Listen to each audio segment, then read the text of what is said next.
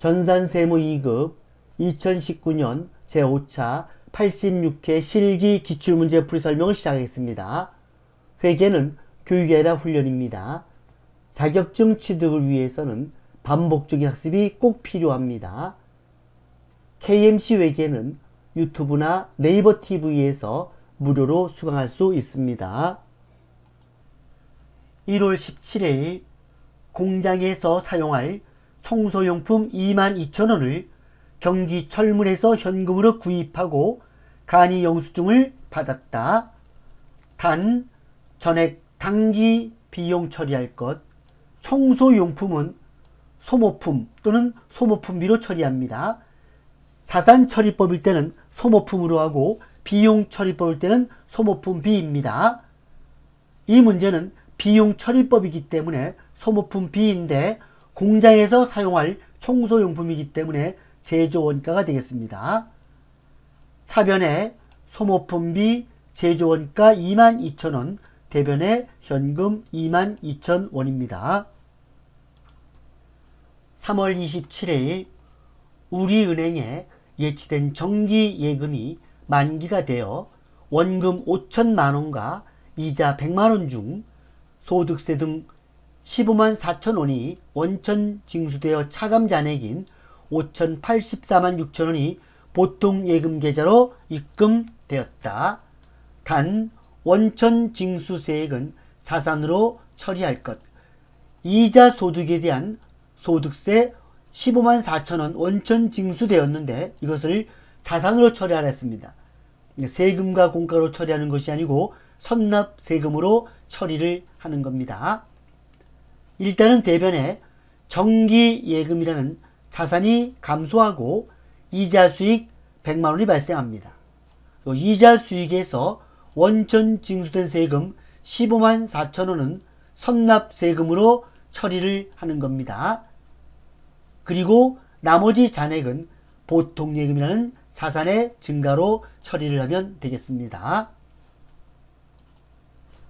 6월 25일 2019년 1기 예정신고기간의 부가치세 미납세 150만원 미지급세금으로 처리되어 있음과 가산세 납부불성실 가산세로 가정함 10만원을 법인 카드인 신한카드로 납부하였다. 국세 카드 납부 수수료는 결제대금의 1%로 가정한다. 단 가산세는 세금과 공가 판매비와 관리비로 처리하고 카드 수수료는 수수료 비용 판매비와 관리비로 회계 처리하며 하나의 전표로 회계 처리할 것. 부가치세 미납세액을 납부했습니다. 미지급세금이었죠. 차변에 미지급세금이라는 부채가 감소를 합니다. 그리고 가산세, 납부불성실 가산세가 10만원입니다. 가산세는 세금과 공가로 하라 그랬습니다. 그래서 차변에 세금과 공가 10만원. 그리고 카드로 결제했는데 카드 수수료는 수수료 비용으로 회계 처리하라 그랬습니다. 그래서 수수료 비용인데 금액은 얼마가 되냐 하면 결제 대금의 1%, 결제 대금이 150만원과 10만원 더해서 160만원입니다. 160만원에 1%이면 16,000원이 되겠습니다. 그리고 카드로 결제했기 때문에 대변엔 미지급금이라는 부채가 발생하며 거래처는 신한카드가 되겠습니다. 7월 3일 원재료 구매 거래처 직원 김갑수의 결혼 축의금으로 50만원을 보통예금에서 이체하였다. 거래처 직원 김갑수의 결혼 축의금입니다. 접대비로 처리합니다. 그리고 원재료 구매 거래처이기 때문에 제조원가입니다. 차변에 접대비 제조원가 50만원 보통예금에서 이체했기 때문에 대변엔 보통예금이라는 자산이 50만원 감소를 하는 겁니다. 11월 30일 주식회사 필연의 제품을 판매하고 받은 약소금 30만원이 주식회사 필연의 부도로 인하여 대손이 확정되었다. 대손이 확정됐다는 말은 회수 불능된 겁니다. 받을 어음에 대한 대손 충당금 200만원이 기설정되어 있으며 부가지세법의 대손세 공제는 고려하지 아니한다. 받을 어음이 회수 불능된 겁니다. 그래서 대변엔 받을 어음이라는 자산이 감소하고 대손 충당금 200만원 설정되어 있다 그랬죠. 그래서 차변에 대손 충당금 200만원 그리고 부족분은 대손 상각비로 처리를 하면 되겠습니다. 이 받을 어음에 대해서는 거래처 코드를 입력해야 됩니다. 문제 2번 다음 거래 자료를 매입 매출 전표 입력 메뉴에 추가로 입력하시오. 4월 22일 물품의 운송을 목적으로 사용하던 운반용 트럭을 주식회사 해우에 아래와 같이 매각을 하고 전자세금 계산서를 발급하였다. 매각대금은 매각일에 보통예금으로 즉시 수령하였으며 매각 관련 처분 손익분계를 매입 매출 전표 입력 메뉴에서 진행한다. 운반용 트럭이니까 차량 운반구입니다. 취득가액은 1250만원이고 감가상각누계액은 520만원입니다. 그러면 취득가액에서 감가상각누계액 520만원을 차감하게 되면 장부가액은 얼마냐면 730만원입니다. 장부가액은 730만원입니다. 이 730만원짜리를 900만원 부가세 별도에 처분했습니다. 그리고 매각일까지의 감가상각비는 무시한다. 이 말은 1월 1일부터 4월 22일까지의 감가상각비 계산은 생략한다. 이런 얘기입니다. 전자세금 계산서를 발급했기 때문에 유형은 과세 매출이 됩니다. 과세 매출이고 공급가액은 여기 900만원입니다. 공급가액 900만원, 부가세 90만원. 거래처는 주식회사 해우이고 전자세금 계산서 전자여 분계는 혼합이 되겠습니다. 중요한 건 대변에 제품 매출 나와 있는 것을 수정을 해야 됩니다. 제품 매출 대신에 차량 운반구로 변경시켜주고 금액도 900만원 되어 있는 것을 1250만원으로 수정합니다. 왜냐하면 차량 운반구의 취득가액이 1250만원입니다. 그리고 차변에 감가상각누계액 520만원을 적습니다. 900만원과 부가세 90만원 더해서 990만원을 보통 예금으로 입금이 됐는데 차액이 170만원 발생을 했습니다. 그것이 바로 유형자산 처분이익이 되는 겁니다. 여기 990만원 받았는데 여기서 부가세 90만원을 빼게 되면 900만원을 처분한 건데 730만원짜리를 900만원에 팔았기 때문에 유형자산 처분이익은 170만원이 발생을 하는 겁니다. 4월 30일 중앙상사에 2월 3일 외상 판매했던 제품 중 세대 대당 250만원 부가세 별도가 불량으로 반품 처리되었다. 이에 따라 반품 전자세금 계산서를 발급하였다. 대금은 외상 매출금과 상계 처리하기로 하며 의매부수로 회계 처리한다. 반품 전자세금 계산서를 발급을 했습니다. 그래서 유형은 과세 매출이 되고 공급가액을 쓰기 전에 수량은 마이너스 3입니다. 수량에다가 마이너스 3을 쓰고 그리고 단가는 250만원입니다. 이렇게 쓰게 되면 공급가액 마이너스 750만원, 부가세 마이너스 75만원 나옵니다. 거래처는 중앙상사이고 전자세금 계산서 여 분계는 외상이 되겠습니다. 그러면 분계가 이렇게 자동으로 형성이 되는 겁니다. 의매부수로 회계 처리한다는 말은 금액이 마이너스로 표시가 된다는 겁니다. 6월 30일 주식회사 영세 상사로부터 구매 확인서에 의해 원재료 1,500만원에 매입하고 대금 중 500만원은 현금으로 결제하고 잔액은 3개월 외상으로 하여 영세율 전자세금 계산서를 발급받았다. 영세율 전자세금 계산서를 발급받게 되면 영세 매입입니다. 그래서 유형은 영세 매입이 되고 공급가액은 1,500만원이 됩니다. 거래처는 영세상사, 전자세금 계산서 여, 분계는 혼합이 되겠습니다. 그래서 대변에 500만원은 현금으로 결제했기 때문에 현금 500만원이 되고 잔액은 외상 매입금이 되겠습니다. 7월 9일 미국 스타사에 제품을 만불에 직수출, 수출 신고일 7월 1일, 선적일 7월 9일에 하고 수출대금 전액을 7월 31일에 미국 달러화로 받기로 하였다. 수출과 관련된 내용은 다음과 같다.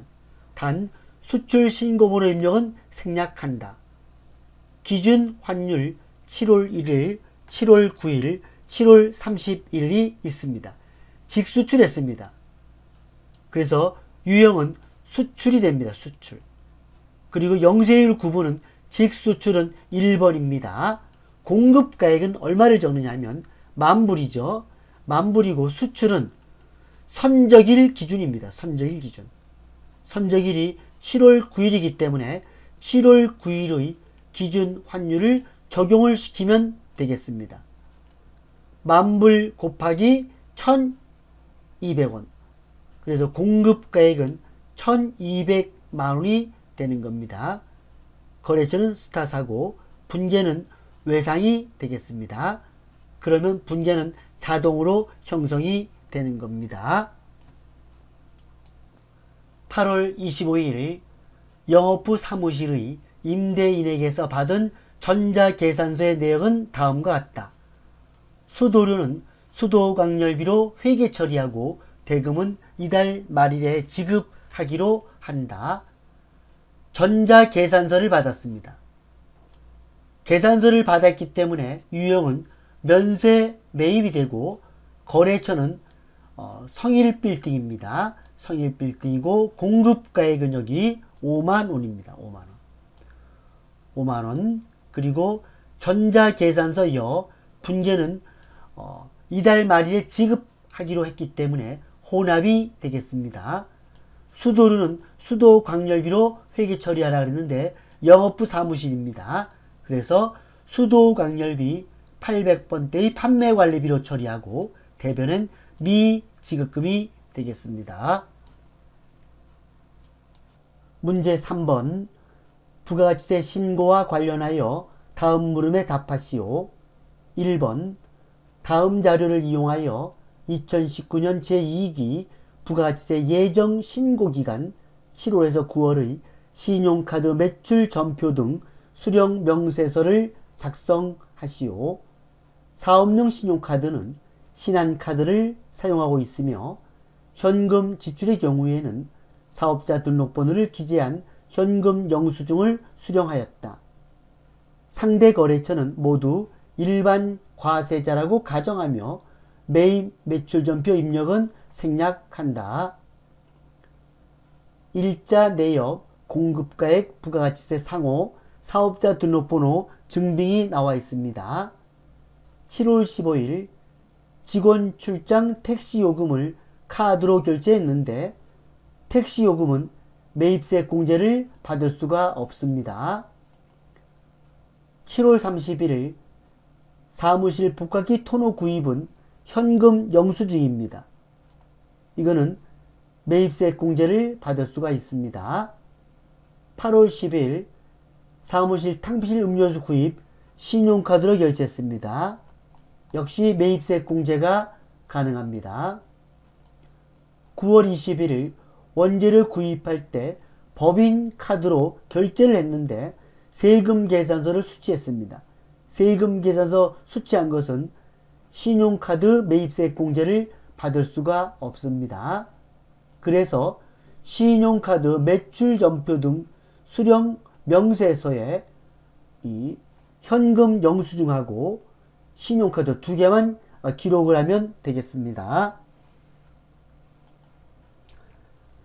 7월 31일 구분은 현금 영수증, 공급자 주식회사 오피스, 사업자 등록번호 1248104-878 그리고 현금 영수증이니까 카드 회원번호는 없습니다.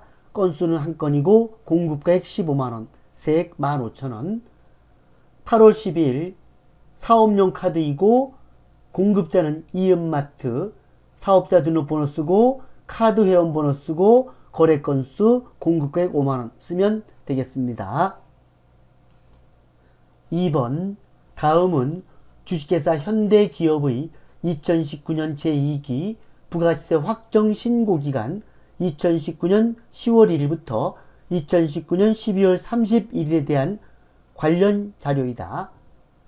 이를 반영하여 2019년 제2기 확정 신고기간분 대손세 공제 신고서를 작성하고 부가세 신고서를 작성하시오. 부가세 신고서, 대손세 공제 신고서 이외의 부속 서류 작성은 생략하고 기존에 입력된 자료는 무시할 것. 매출 자료가 나와 있습니다. 세금 계산서 과세 매출, 신용카드 과세 매출, 현금 과세 매출인데 현금 영수증 미발급분입니다. 직수출 5번 아래 대손 확정은 재화 용역의 공급일로부터 5년 이내에 발생한 것이다. 세무에 대한 외상 매출금으로서 2019년 10월 5일 소멸시효가 완성된 게 4,400만원 있습니다. 공급일로부터 5년 이내 발생한 것에 대해만 대손세 공제를 받을 수가 있습니다. 그래서 요 4,400만원은 대손세 공제가 가능합니다. 주식회사 회계에 대한 파드러움, 주식회사 회계는 2019년 2월 6일 부도가 발생함 5,500만원 부가세 포함입니다. 대손세 공제를 받으려면 파드러움은 부도 발생일로부터 6개월이 경과되어야 됩니다. 2월 6일날 부도가 발생됐는데 지금 12월 31일이니까 대손세 공제가 가능합니다.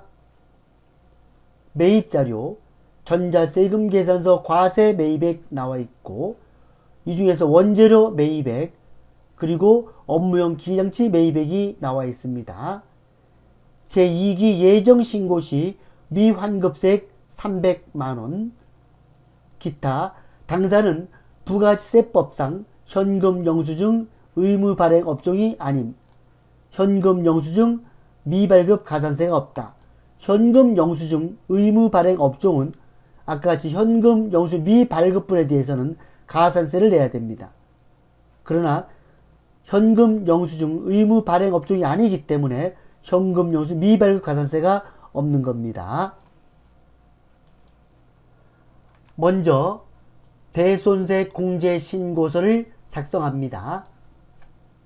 대손 발생이 되고 2기 확정이니까 10월에서 12월입니다. 10월 5일날 소멸시효 완성분이 있습니다.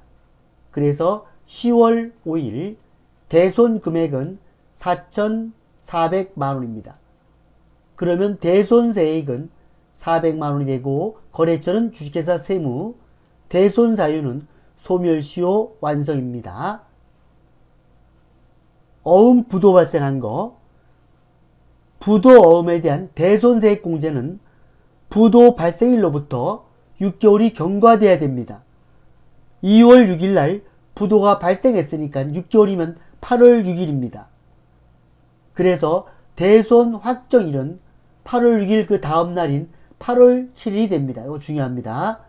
2월 6일날 부도가 발생했기 때문에 8월 6일이 6개월이고 그 다음 날인 8월 7일이 대손 확정일입니다.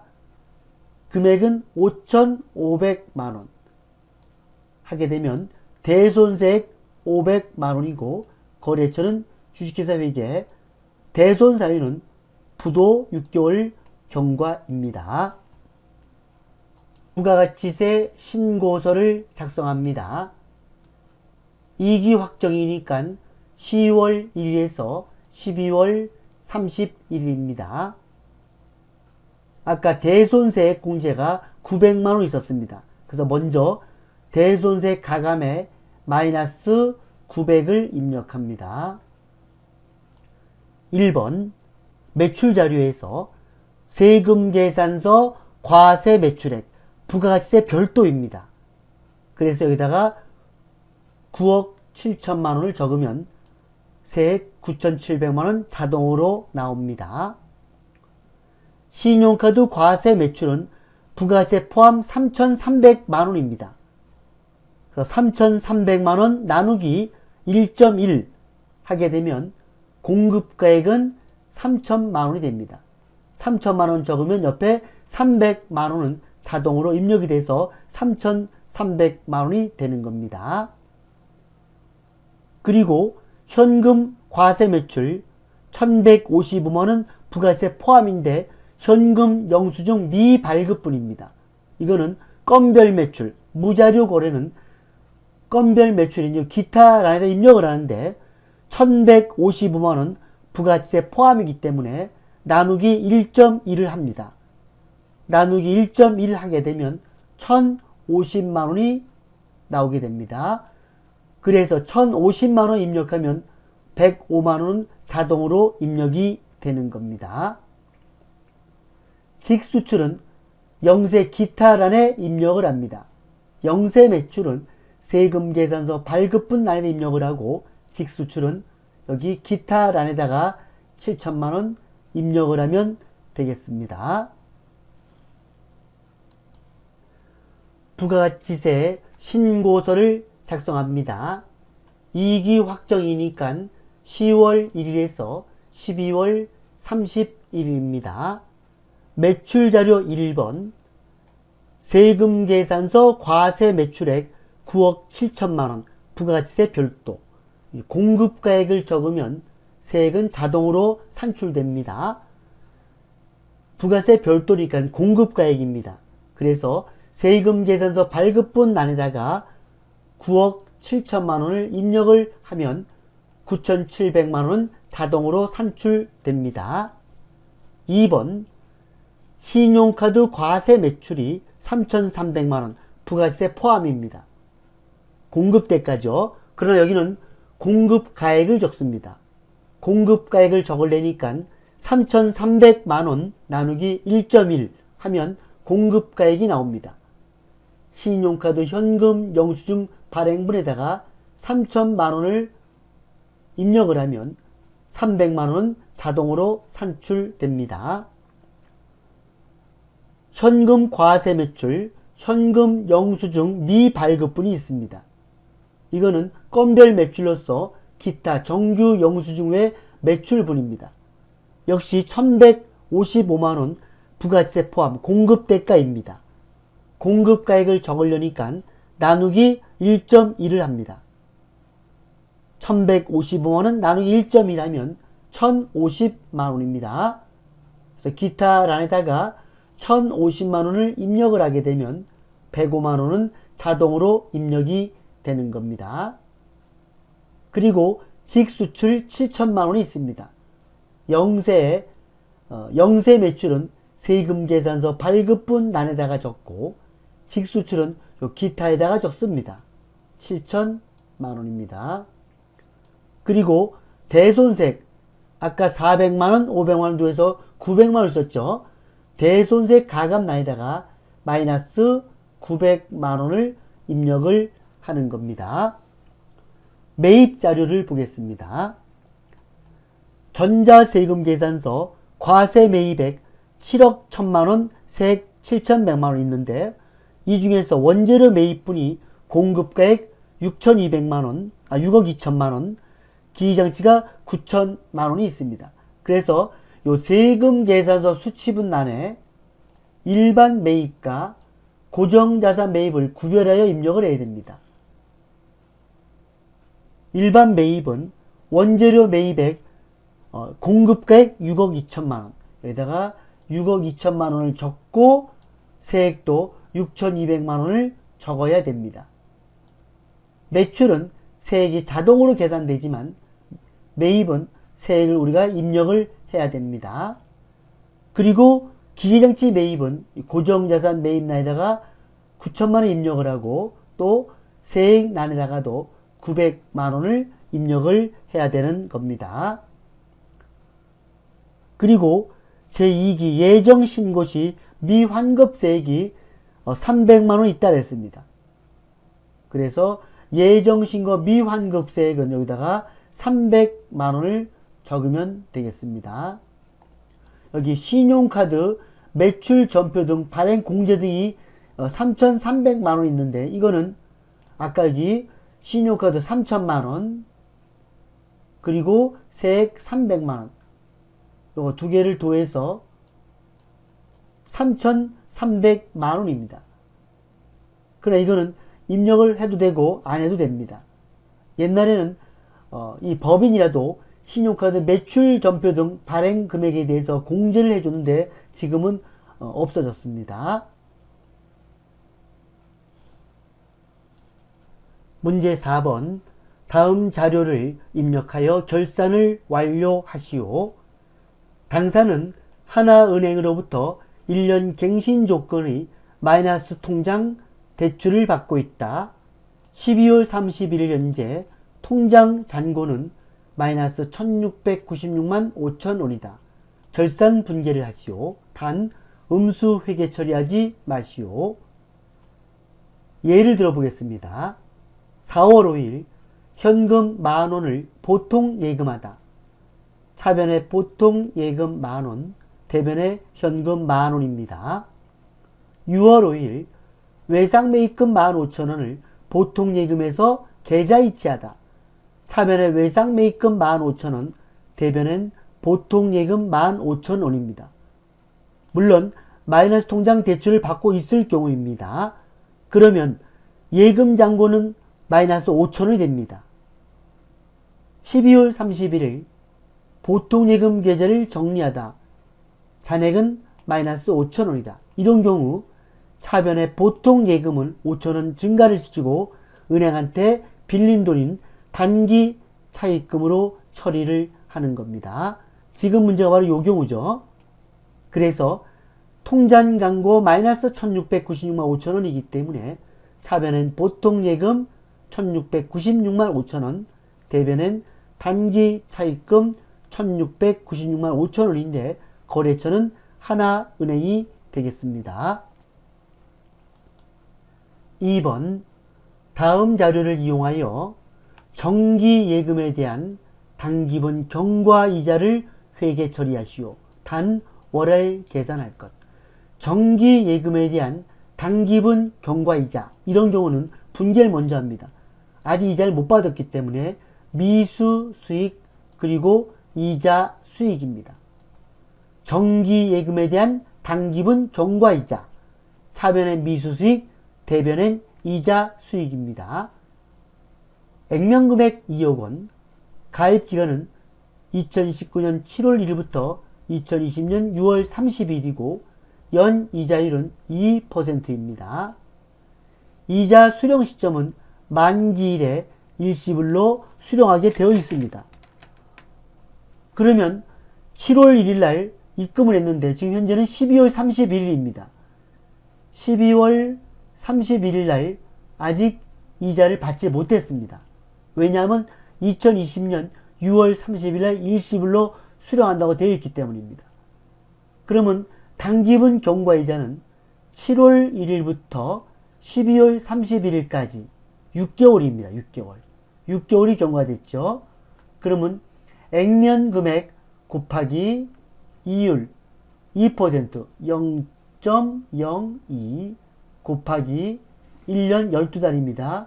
12분의 6개월 이렇게 하게 되면은 금액은 200만원입니다. 200만원의 이자가 발생을 했지만 아직 받지를 못했습니다.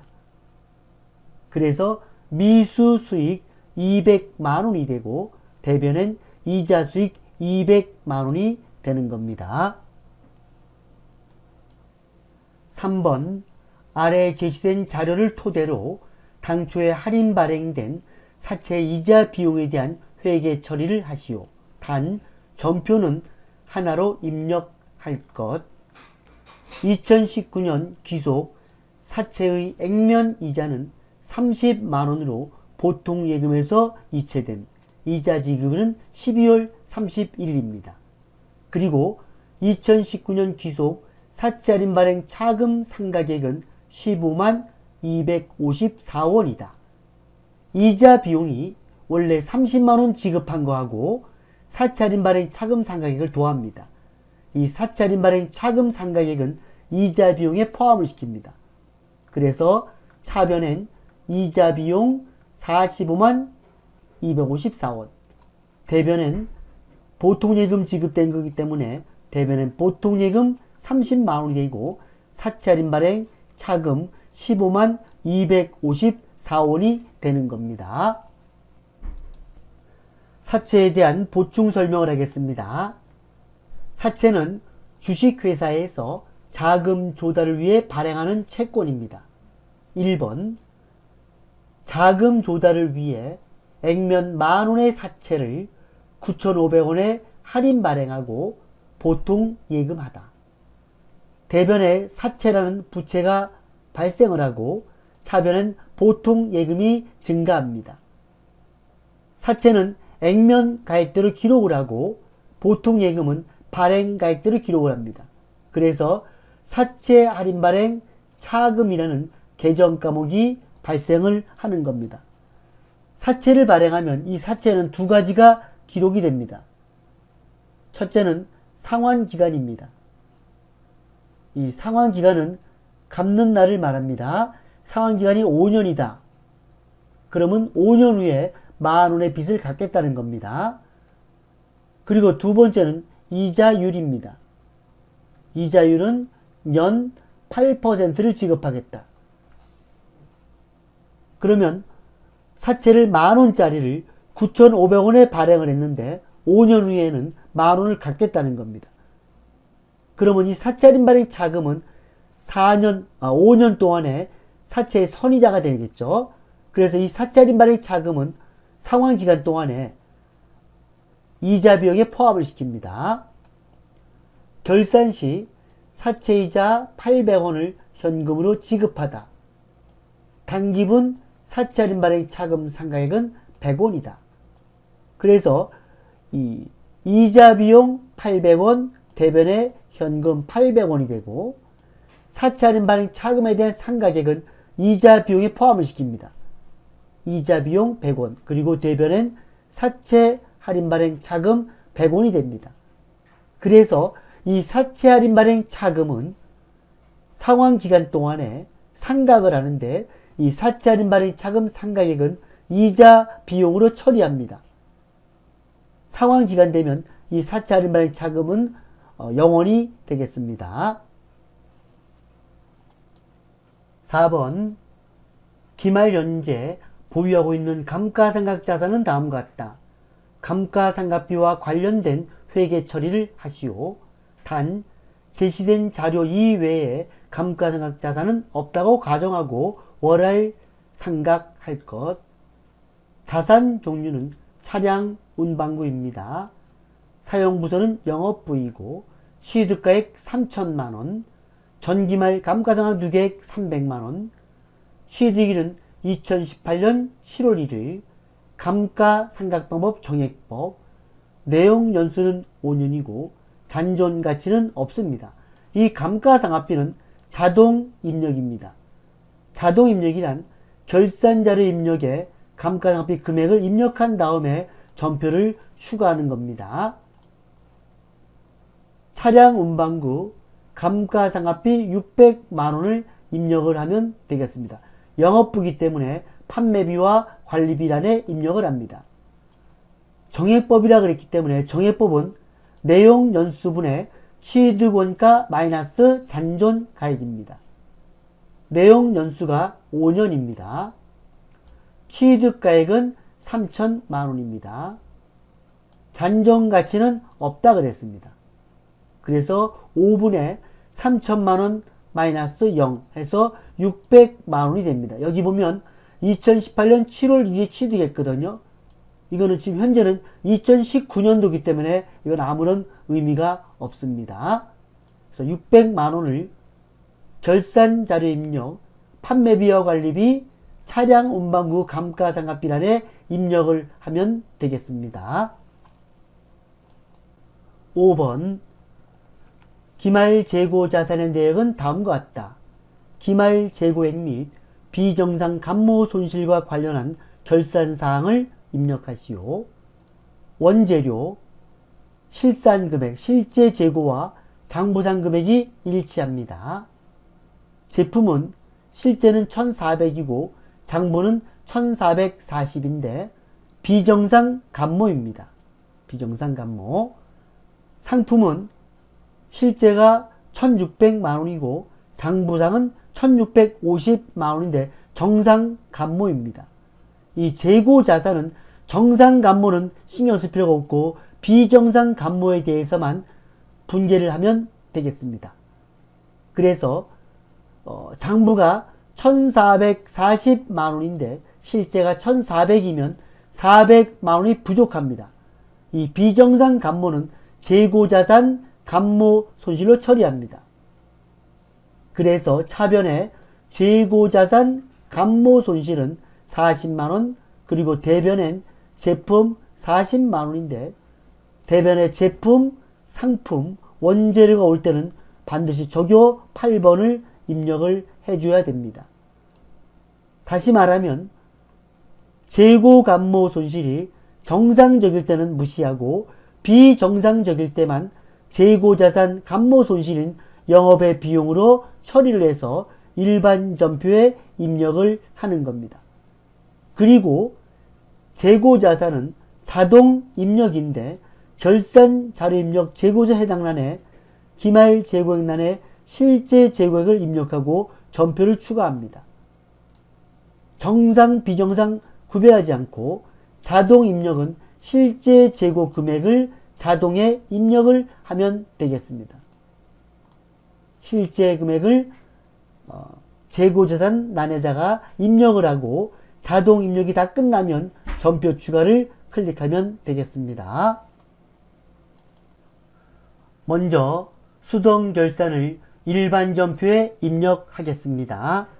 12월 31일 차변에 보통예금 103 16965 플러스 16965 플러스 대변에 단기 차입금 플러스 하나은행 차변에 이자 비용 방향키로 가서 450254 450254 대변에 보통예금 103 금액은 30만원 300 플러스 엔터 대변에 사채 할인 발행 차금 사채 할까지 줘야죠. 사채 할인 발행 차금 또 차변에 재고자산 감모 손실 재고자산 감모 손실 40만원 400 플러스 엔터 대변에 제품 적요 8번을 써야 됩니다. 적요 8번 40만원 그리고 창을 닫고 자동은 결산자료 입력을 클릭합니다. 0112 먼저 감가상각비 판매비와 관리비죠. 판매비와 관리비란에 감가상각비에서 차량 운반구 여기에다가 600만원 6 플러스 엔터 그리고 기말 원재료는 여기 위에 있죠. 여기다 기말 원재료 5500 플러스 엔터 기말 제품 여기 기말 제품에다가 1,400만원 14 플러스 엔터. 기말 상품 이오면 기말 상품 여기 있습니다. 기말 상품 1,600만원 16 플러스 엔터. 자동 입력이 끝나면 여기 메뉴에 F3 전표 추가 버튼을 클릭해야 됩니다. 전표 추가 클릭. 결산 분계를 일반 전표에 추가하시겠습니까? 예. 하게 되면 여기 이렇게 자동 결산 분계 완료가 나온 것을 확인할 수가 있습니다. 창을 닫습니다.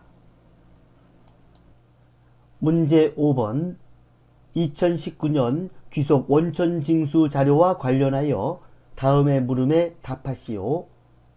1번 다음 자료를 이용하여 사원 김민국 씨의 필요한 수당 등록과 실업은 급여자 입력을 하고 원천징수 이행상 신고서를 작성하시오. 단 급여 지급일은 매월 말일이며 전월 미환급세액 31만원이 있다. 원천징수 이행상 신고서는 매월 작성하며 김민국 씨의 급여 내용만 반영할 것. 김민국 씨의 사번은 101번이고 급여자의 입력은 수당 등록 및 공제 항목은 불러온 자료는 무시하고 아래 자료에 따라 입력한다고 되어 있습니다. 7월 급여 내역이 나와 있습니다. 지급일은 7월 31일입니다. 기본급, 상여, 직책수당, 월차수당, 식대, 자가운전보조금, 육아수당, 급여계가 320만원이고 공제는 국민연금, 건강보험, 장기요양보험, 고용보험, 소득세, 지방소득세, 공제합계, 차감 지급액이 나와 있습니다. 식대 육아수당은 비과세 요건을 충족한다고 되어 있습니다. 이 문제에서는 수당 등록에서 육아수당이 빠져 있습니다. 그래서 비과세 육아수당 등록을 하면 되겠습니다. 상여금하고 자가운전 보조금, 야간 근로수당은 사용여부 등록 관계가 없습니다. 급여자료 입력을 보게 되면 여기 상여금하고 자가운전 보조금, 야간 근로수당이 비어 있는데 어떤 문제는 사용하지 않는 수당과 공제는 사용 여부를 불하하라고 되는데 여기는 불호하라는 말이 없습니다. 그래서 그냥 놔두면 되겠습니다. 급여자료 입력을 클릭합니다. 7월분 07 지급 연월일은 7월 31일입니다. 먼저 여기 보면 기본급, 상여금, 직책수당, 월차수당, 식대, 자가운전보조금, 야간 근로수당, 육아수당이 빠졌습니다. 그래서 F4 수당 공제를 클릭합니다. 수당 등록에 여기 스크롤바를 내려서 맨 밑에다가 클릭을 합니다. 비과세 육아수당입니다. 육아수당 엔터.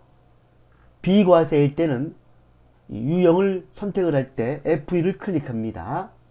여기다가 역시 육아수당 하게 되면 여기 나와 있습니다. 육아수당 확인. 그리고 사용하지 않는 수당과 공제는 부로 표시하라 이런 말이 없기 때문에 그냥 확인을 클릭합니다. 기본급 220만원 2200 플러스 엔터. 상여금 없고 직책수당 20만원 200 플러스 엔터. 월차수당 50만원 500 플러스 엔터. 식대 10만원 100 플러스 엔터. 자가운전 보조금 없습니다. 야간 근로수당 없습니다. 육아수당 20만원 있습니다. 200 플러스 엔터 하면 여기 지급총액 320만원 나와 있습니다. 국민연금 13만 5천원 135 플러스 엔터. 건강보험 96,900원, 96,900원, 장기요양보험 8,240원, 고용보험은 19,500원, 소득세 84,850원, 지방소득세 8,480원. 네, 맞습니다. 그래서 여기 지급총액은 320만원, 공제총액은 35만 2,970원 해서 차감지급액은 284만 7,030원이 됐습니다. 창을 닫고 원천징수 이행사항 신고서를 클릭합니다.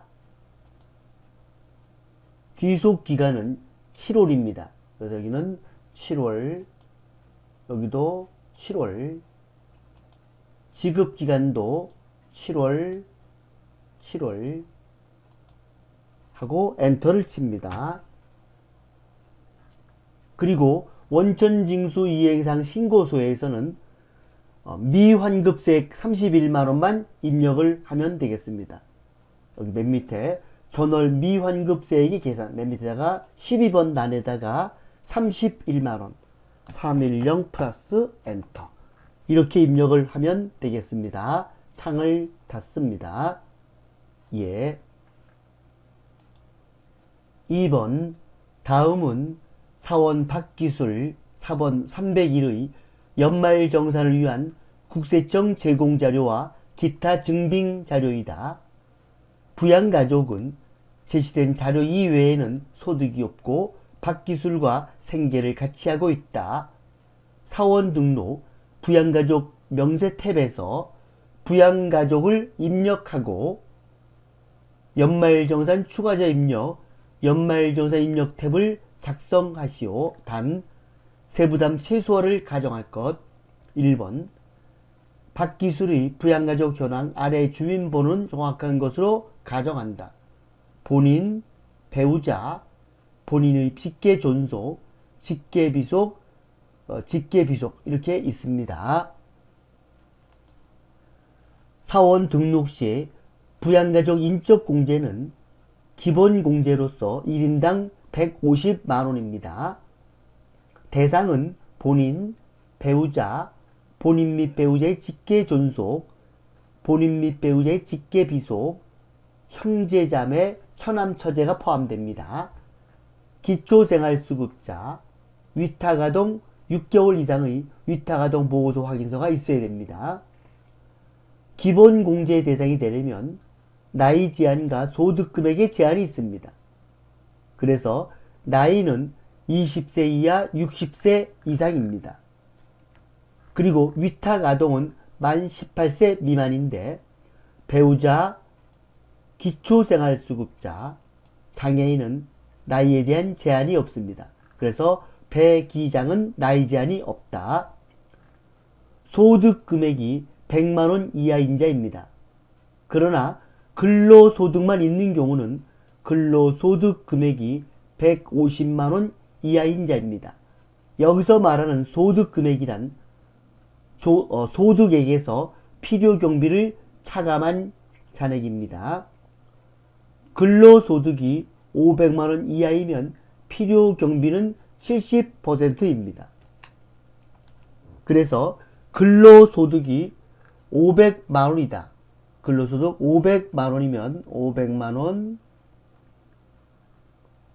곱하기 1 마이너스 필요경비 70% 0.7 하게 되면 150만원이 산출됩니다.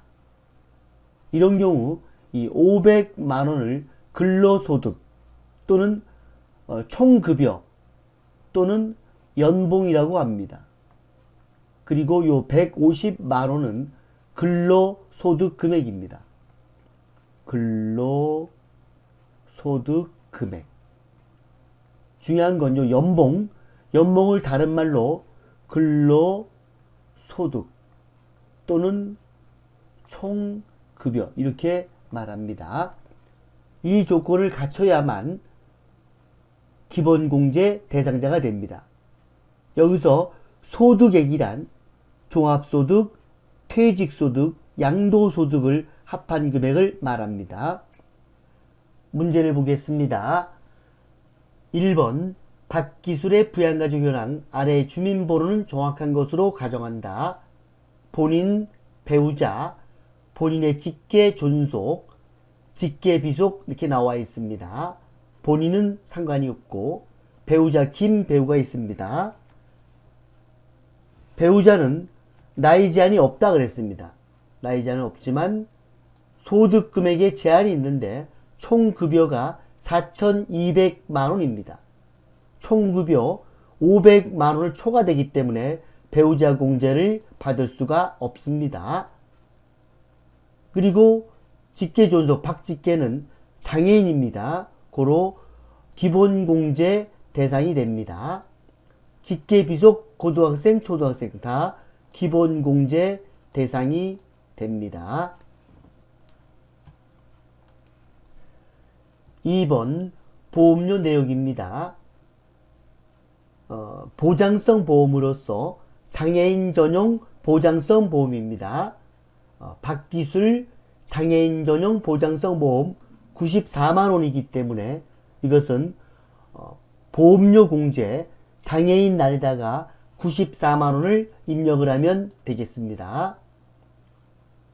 교육비입니다. 박 1번 고등학교 수업료와 교복 구입비입니다. 수업료 96만원, 교복 구입비 55만원인데 교복 구입비는 50만원만 적용합니다.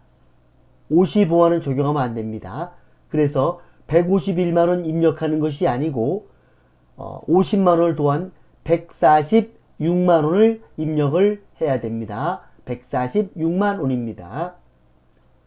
기부금은 여기 박 1번 유엔 난민기구 지정기부금 12만원 입력을 하고, 그리고 여기 박기수씨 기부금 영수 있는데 요거는 교회에 낸 헌금입니다. 이거는 종교단체 기부금에다가 240만원 입력을 하면 되겠습니다. 연말정산 추가자 입력 메뉴를 클릭합니다. 사원이 나와 있지 않습니다. 이런 경우는 여기 맨 위에 F3 전체 사원을 클릭합니다. 계속 근무자를 모두 불러오시겠습니까? 예. 301 박기술 사원입니다. 먼저 부양가족 탭을 클릭합니다. 지금 박기술은 나와 있습니다. 다음 박직계 1번 박직계 내국인 1번 주민번호 1번입니다. 401203 401203 1284322 1284322 79세 60세 이상입니다. 60세 이상을 선택해도 되고 아까 장애인 그랬습니다. 그래서 장애인을 선택해도 됩니다. 그러면 경로 우대와 장애인이 자동으로 들어갑니다. 여기 60세 이상도 되고 장애인도 됩니다. 그리고 배우자 3번입니다. 김배우 내국인 1번 주민번호 1번 750822 750822 2184326 2184326 배우자는 나이 제한은 없습니다. 그러나 소득 금액에 제한이 있는데 아까 소득 총급여가 많았죠. 그래서 이 배우자 공제를 받을 수가 없습니다. 불을 선택합니다. 4번 박 1번 내국인 1번 주민번호 1번 010703 010703 4675 359 4675 359 18세입니다. 그래서 20세 이하가 됩니다. 자녀세액은 자동으로 들어와 있습니다. 그리고 또 연말 관계는 4번입니다. 박 2번, 내국인 1번, 주민번호 1번, 110-203, 110-203, 3954-114, 3954-114 했더니 8살입니다. 20세 이하에 해당됩니다. 엔터. 이렇게 하고 연말정산 입력 탭을 클릭합니다. 특별세액공제로 먼저 보장성 보험에 장애인 보험이 있었습니다. 장애인 전용 보험은 여기 장애인란에다가 입력을 하면 되겠습니다. 94만원 940 플러스 엔터. 그리고 교육비 공제가 있습니다. 이 교육비는 황색입니다. 이 황색일 때는 더블 클릭을 합니다. 더블 클릭. 또 초중고 역시 황색이죠. 또 더블 클릭을 합니다. 첫 번째 란에다가 아까 146만원이 있었습니다. 여기다가 1460 플러스 엔터. 그리고 확인을 클릭합니다. 또 확인. 기부금 역시 황색이니까 더블 클릭을 합니다. 종교단체 외 당해 기부금 이 란에다가 12만원 입력을 합니다. 120 플러스 엔터. 그리고 종교단체 당해 기부금이 있습니다. 240만원 2400 플러스 엔터 하고 확인을 클릭을 하면 되겠습니다. 창을 닫습니다. 이상으로 제86회 전산세무 2급 실기 기출문제 풀 설명을 마치겠습니다.